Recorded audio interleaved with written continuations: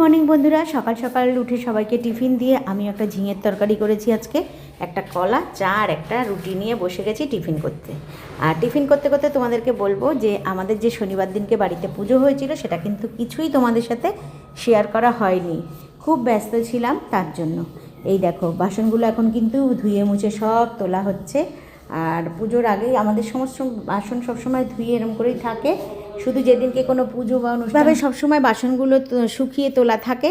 আর আমি ইচ্ছা করে একটু ভিডিও করছি যে তোমাদের সাথে সবটাই শেয়ার করতে পারবো। রাজুদা এগুলো ধুচ্ছে, মা মেজে মেজে দিচ্ছে, রাজুদাও একটু মাজছে।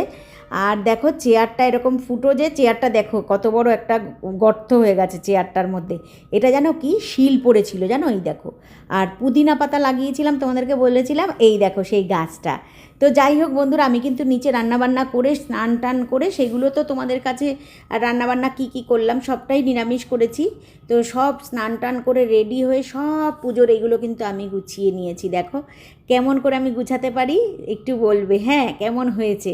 তুলসী পাতাও দিয়ে দিলাম, সব ভোগে নিবেদন করে দিলাম। আর ঠাকুরমশাই যদিও এসে এগুলো সব ঠিক করবে, শুধু কোষাকুষিটা খালি রেখেছি, এটা ঠাকুরমশাই এসে ঠিকঠাক করবে। তো ঘরে সবাই আছে, সবাই একটু রেডি শেডি হয়েছে, আমিও একটু সাজুগুজু করে নিয়েছি। কিন্তু এতটাই গরম বিশ্বাস করো, মনে হচ্ছে যেন সব কিছু মানে মানে প্রচণ্ড ঘামছি। আর গলায় তো এটা আছেই, ফোন আসছে, তো কি করব, ফোনটা রেখে দিচ্ছি, ওটা দিয়েই কিন্তু আমি ফোনে কথা টথা বলছি। তো দেখো ঠাকুরঘরে কিন্তু ফ্যান আছে, কিন্তু ফ্যান চালাতে পারছি না, প্রদীপটা কিন্তু নিভে যাবে তার জন্য।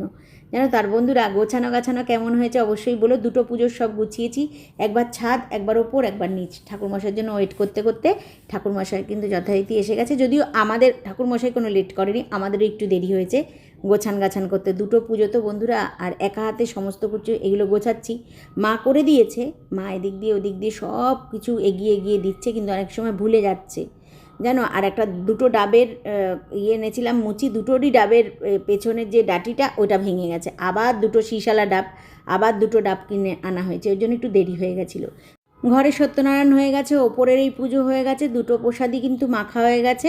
যদিও এইটা আমি আগে মাখামাখি করেছি। ওই দেখো বাটি টাটি সব রেডি, সবাইকে প্রসাদ দিচ্ছে। আর হুড়ুর করে বৃষ্টি গো, কত ঝড় বৃষ্টি আসলো জানো তো। তারপরে সেই সবাই ওদিকে সামলালো, আমি নিচের ঘরে এসে সত্যনারায়ণের সমস্ত প্রসাদ আলাদা করলাম, কারণ ওগুলো রেখে দেওয়া যাবে। আর সবাইকে বাড়িতে বাড়িতে প্রসাদ দেওয়া হয়ে গেছে।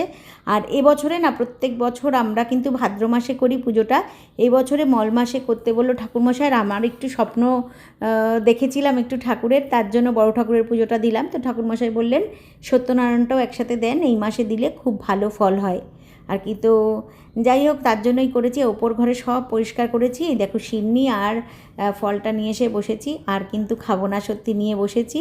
আর ঠাকুরকে বলছি প্রণাম করে, ঠাকুর ক্ষমা করো, আমি সবটা সিন্নি খেতে পাচ্ছি না, কারণ ওপরে একটু সিন্নি মুখে দিয়েছিলাম। আর সারাদিন উপোসের পরে না খাওয়া যায় না গো, কোনো সময় আমি খেতে পারি না এটা।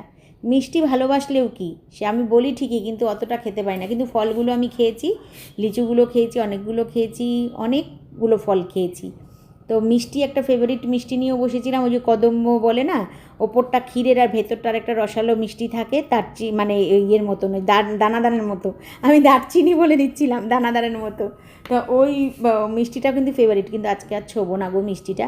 তো একটু ফল খেলাম, লেবুটাও খেতে খুব ভালো লাগছে, একটু টক মিষ্টি খুব ভালো লাগছে খেতে। হ্যাঁ, তো যাই হোক, ভাত কিন্তু বসিয়ে দিয়ে এসেছি, একটু সেদ্ধ ভাত খাবো জানো তো। সবাই মিলে সেদ্ধ ভাত খেয়ে ড্রেস চেঞ্জ করে সব পরিষ্কার করে শুতে শুতে জানি না কটা বাজবে। তো টাটা, নেক্সট আর একটা কোনো ভিডিওতে দেখা হচ্ছে। আর পুজোটা কেমন হলো অবশ্যই কমেন্টে জানিও বন্ধুরা। টাটা, ততক্ষণের জন্য।